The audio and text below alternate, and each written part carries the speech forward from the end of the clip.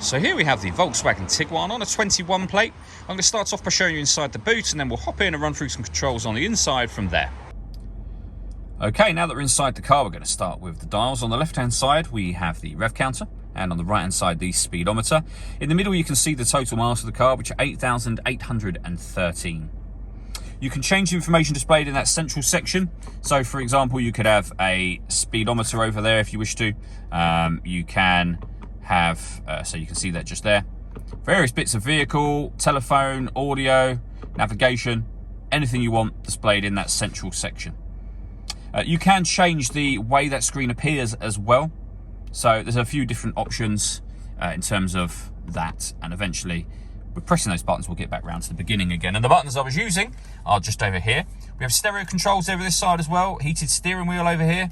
Stereo controls continue on the left, along with cruise control. Once you set cruise control, hit this button in the middle. This car is able to maintain its own distance between itself and the car in front, both speeding up and slowing down automatically depending on the car in front's speed. Over in the centre, we then have the touch screen for the car. So you can access your radio, and you'll see there we have FM, DAB and internet radio. If you want to listen to your own music, you can do that via Bluetooth audio. You can also, under the My Media setting, save your own playlist files to this system as well. You can pair up your phone from here in order that you can make phone calls and also use Bluetooth audio. Now, this car's got satellite navigation. You can access that up the top just here. There's a full video showing how that works on our website and YouTube channel. And if I pop the car into reverse, you'll see we have a full colour reversing camera with guidelines that show you what direction the car is headed in relation to the image being shown on the screen. Below that, we then have dual zone climate control. So we can adjust the passenger temperature, the driver temperature. We can increase and decrease the fan speed.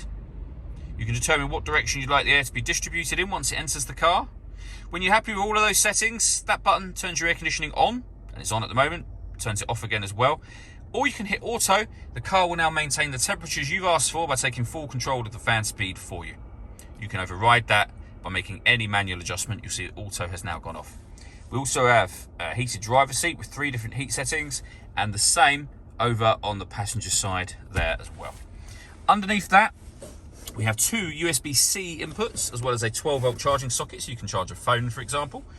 We have the gear lever for the fully automatic gearbox, with an electronic handbrake, with an auto hold function. I'll come back to this button last. This one turns off the stop and start. This car's designed to cut out when it's stationary in traffic to save you fuel. That system is now off. We can turn the parking sensors on and off, and then this button will turn on the autonomous parking. So you see up there, it's asking us to engage reverse gear.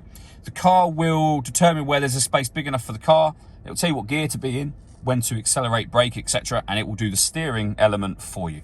That last button that I mentioned, I've just given that a push. It changes the driving mode of the car. So you can put the car in eco, normal, sport, or individual. The last thing I wanted to mention is the panoramic glass roof. So there's a button up here, first of all, that will open up the sunblind section of that roof. Now, of course, you can leave it like this. That lets in a huge amount of extra light to the car. Or you can open this front section as a proper sliding sunroof, should you wish to do that. And as you'll see for yourself, that opens a massive area at the top there.